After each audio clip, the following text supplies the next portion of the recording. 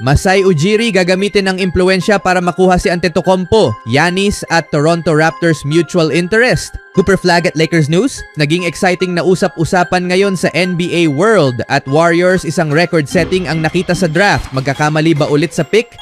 Ang paghabol ni Masai Ujiri kay Brandon Ingram ay maaaring naging pampagana lamang at tila may napakalaking main course na paparating. Ang pinapabalitang interes ng Toronto Raptors sa superstar ng Bucks na si Giannis Antetokounmpo. Palagi kong nararamdaman na laging nauugnay ang pangalan ni Giannis Antetokounmpo sa Toronto Raptors kahit pa wala namang malinaw na balita tungkol sa kagustuhan niyang umalis sa Milwaukee. Malamang ito ay dahil sa matagal na niyang ugnayan kay Masai Ujiri na mas nauna pa sa kanyang panahon sa Bucks. Matagal nang konektado si Masai Ujiri kay Giannis Antetokounmpo. Gaya ng isinulat ng Raptors insider na si Doug Smith ng Toronto Star sa isang artikulo noong April 2017. Hindi lamang humanga si Ujiri sa mga kakayahan at potensyal ng binatilyo noong panahong iyon, malapit din ang ugnayan ng executive ng Raptors sa kabataang ito. Lumipat ang mga magulang ni Antetokounmpo mula Lagos, Nigeria, papuntang Athens noong year 1991. At kahit ipinanganak sa Greece sina Giannis at 3 sa 4 niyang kapatid, hindi sila automatikong nabigyan ng ganap na pagkamamamayang Griego. Si Ujiri na isa sa mga pinakamasigasig na taga-suporta ng mga manlalarong galing sa Africa ay tumulong sa proseso sa pamamagitan ng payo at koneksyon na sa huli ay nagbigay daan upang makuha ni Antetokounmpo ang kanyang mga papeles sa Greece. Doug Smith tungkol sa koneksyon ni Giannis at Ujiri. Maaring hindi alam ng karamihan sa Raptors Nation ang kwentong ito, ngunit tiyak na pamilyar ang karamihan sa walang humpay na pagsisikap ni Ujiri na makapasok sa 2013 NBA Draft para makuha ang kanyang top prospect. Sa kasamaang palad, hindi naging matagumpay ang pagsisikap ng executive ng Raptors at si Giannis Antetokounmpo ay napili ng Milwaukee Bucks bilang ika-15 overall pick.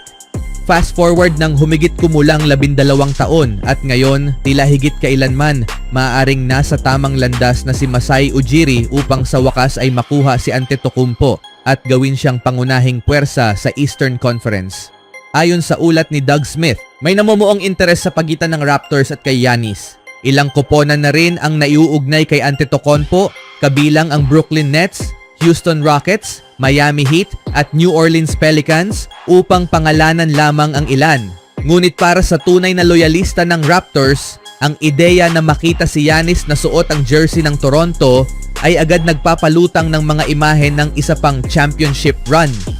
Anong masasabi nyo dito mga kaibigan? Sa ibang balita naman, ang Los Angeles Lakers at Dallas Mavericks ay nasa sentro ng mga usapan sa NBA mula nang maganap ang kanilang blockbuster trade noong February 2025, kung saan sina Luka Doncic at Anthony Davis ay nagpalitan ng koponan sa isang makasaysayang mid-season move.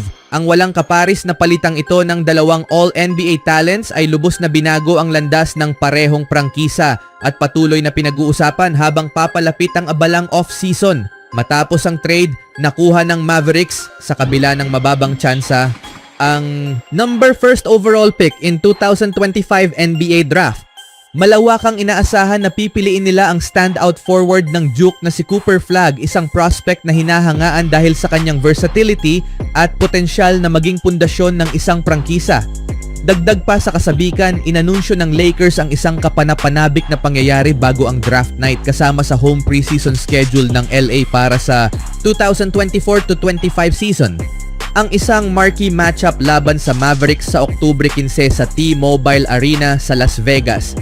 Bahagi ito ng tradisyon ng Lakers na magdala ng basketball sa Las Vegas, isang lungsod na may mayamang kasaysayan sa pag-host ng NBA events. Ang posibilidad ng isang preseason showdown kung saan magtatagpo sina Doncic, LeBron James, Anthony Davis at posibleng si Cooper Flagg ay nagpasimula ng sari-saring reaksyon mula sa mga fans matapos itong iulat ni Dave McMenamin ng ESPN. Makikita na natin si Cooper laban sa Lakers sa lalong madaling panahon, sabi ng isang fan. Davis, Cooper at Bron, dagdag ng isa pang tagahanga. Isa na namang humiliation ritual para kay Luka, ayon sa isang fan. I-play ang Lakers laban sa Mavs preseason game sa harap ni Nico at Dumont sa Las Vegas. Lol, galit talaga ang NBA sa taong to. Hindi pa sapat na ibinigay na nila si Cooper Flagg sa kanila. Gusto pa nilang ipamuka ito. Cooper Flagg versus Bronny. Sambit ng isang fan. Makakaharap ni na Luka Doncic at LeBron James, sina Anthony Davis at malamang si Cooper Flagg bago pa magsimula ang NBA season, ayon sa Clutch Points. Ang laro sa Oktubre 15 sa Las Vegas ay nangangako ng isang kapanapanabik na unang sulyap sa bagong dynamics ng parehong koponan habang sila ay naghahanda para makipaglaban para sa kampyonato sa susunod na NBA season. Anong masasabi niyo mga kaibigan sa paghaharap na ito? Sa sumunod na balita naman. Isang bagay ang naging malinaw tungkol sa Golden State Warriors matapos ang kanilang pagkatalo sa Timberwolves sa semifinals ng NBA postseason noong nakaraang buwan. Upang makasabay sa Western Conference, kailangan nilang magdagdag ng sukat. Nahirapan ang Lakers na makahanap ng mga malalaking player para sumabay sa Minnesota, isang kapansin-pansing problema, lalo na kung isasaalang-alang na ang Wolves mismo ay kulang sa sukat upang sumabay naman sa Oklahoma City Thunder sa West Finals. Kaya marahil ang sagot para sa Dubs pagdating sa darating na NBA draft kung saan hawak lamang ng Golden State ang number 41 overall pick ay ang piliin ang pangalawa sa pinakamaliit na manlalaro sa incoming class. O sige, baka hindi nga. Pero ang manlalarong iyon si Gonzaga point guard Ryan Nembhard ay nakatakdang mag-workout kasama ang Warriors sa Martes habang sinusubukan ng Golden State na hindi lamang magdagdag ng laki sa frontline kundi maghanap din ng dekalidad na backup point guard para kay Stephen Curry.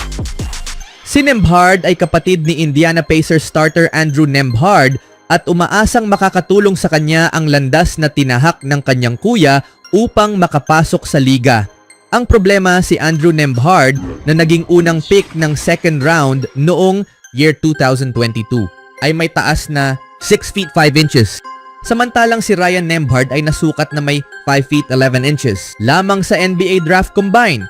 Kaya siya ang pangalawa sa pinakamaliit na manlalaro sa draft class. Iyon ang downside. Pero ang upside naman ay si Nembhard ang pinakamahusay na pure passer sa college basketball nung nakaraang taon. Nanguna sa buong bansa sa 10 assists per game at nagtala ng school record na 243 assists sa isang season. Hindi masama para sa isang kolehiyong may kasaysayan ng NBA point guards tulad nina John Stockton, Jalen Suggs, at Dan Dickau. Gaya ng isinulat ni Dalton Johnson ng NBC Sports Bay Area sa X, interesting name to watch for from the Warriors draft workout tomorrow, Ryan Nembhard. Younger brother of Pacers guard Andrew Nembhard averaged 10.5 points, 9.8 assists, 1.7 steals, and shot 40.4 from 3 as a senior at Gonzaga. Si Nembhard ay inaasahang magiging late second round pick sa draft. Anong masasabi nyo sa point guard na ito mga kaibigan? Even when you feel low, you can still go. Even when you feel slow, you can still go. Even when there's no hope, you can still go. I never answer to no, man, I still go. Go, go.